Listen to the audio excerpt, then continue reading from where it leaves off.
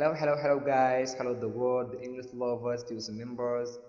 My name is Shal Khadim Pay from Few Team. It's been very long time. You don't hear me right here. But just because of kind of busy man, and we also apologize for that guys, okay? And then today we're gonna show you a very important lesson. It will be some English proverbs. So just bear with me for a short while and I'll come back to explain it, right? Assalamualaikum mbokk yi man la Cheikh Khadim Faye bokk fii ci Few Team ñu ngi leen nuyu bu baax di am mbégte ci dajewaat ak yéen te nag mbokk yi dañ leen a bëgg a indil leçon bu ama am solo muy ay proverbe bu anglais ñu gën koo xam ci wolof ay léebu kon mbokk yi buñ taaxeeloo tuuti ñëw ak yéen ci leçon bi incha allah.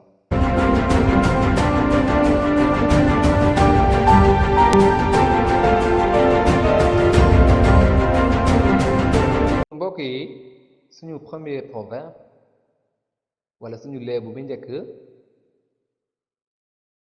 anglais dafay wax ne all cats love fish but fear to wet their paws. fii tamit W bi kenn du ko jàngale. all cats love fish but fear to wet their paws. mooy lan muus yépp a bëgg jën waaye danoo ragal seen ay tànk di tooy. mooy tolloo li wolof njaay naan bëgg a tekki te nanguwoo sonn. beneen bi mbokk yi anglais dafay wax ne trap Samba to pay Demba. trap Samba to pay Demba maanaam daal suul bukki sulli bukki wala bokk suul bukki sulli bukki ñu ngi ko xamee ci wolof maanaam daal danga nangoo ci kee ngir jox kee. beneen bi anglais dafay wax ne mbokk yi a little pot is soon hot. a little pot is soon hot. mooy tekki pot bu ndaw dafay gaaw a tàng waaye li muy tolloo ci wolof rek mooy li wolof njaay di tooñ naan nit ku tuuti dafay naqari deret dafay gaaw a mer. beneen bi mbokk yi anglais dafay wax ne speech is silver, silence is gold. wax daal bu dee xaalis noppi moom di wurus. bi ci topp mbokk yi anglais dafay wax ne the tree is known by its fruit. the tree is known by its fruit. mu ne garab ñu ngi koy xamee ci ay meññeefam wala ci ay meññeetam maanaam daal nit ku ne ci ay jëfam lañ koy xamee. beneen bi mbokk yi anglais dafay wax ne don't teach your grandmother to suck eggs. don't teach your grandmother to suck eggs. suck mbokk yi mooy firi macc waaye fii maanaam sàqami la fay amee sàqami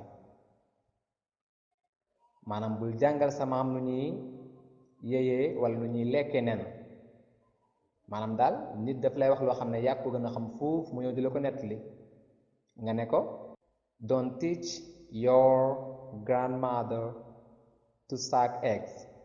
bul jàngal sa maam nu ñuy lekke nen maanaam bul ma nettali loo xam ne maa la ko gën a xam. beneen bi mbokk yi anglais dafay wax ne man proposes but God disposes. nit mooy sabablu waaye yàlla dogal mooy wolof njaay naan jaam ak pexeem yàlla ak dogalam. suñu beneen proverbe bi mbokk yi anglais dafay wax ne all roads lead to Rome.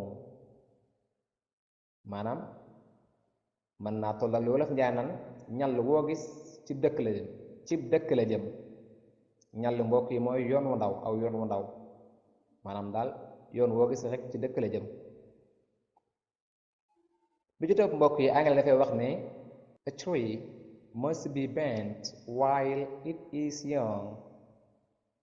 A tree must be bent while it's young moo di garab dañ koy jubbandi ca ba muy ndaw mën naa tolloog li wolof njaay naan xale dees koy yar ca ba muy ndaw. beneen bi mbokk yi te mooy bi ci mujj anglais dafay wax ne let sleeping lions lie. let sleeping lions lie mooy di bàyyil gaynde yi nelaw ñu tëdd maanaam daal gaynde guy nelaw kenn du ko yee. kon mbokk yi loolu mooy suñu leçon bi ñu leen indiloon tey ñu leen sant bu baax a baax ci topp gi ak sapoo gi di leen soññi ngeen continuer di gën a suivre di gën a topp bu baax vidéo yi ak di aimer macha allah ñu ngi leen sant bu baax a baax jërë ngeen jëf.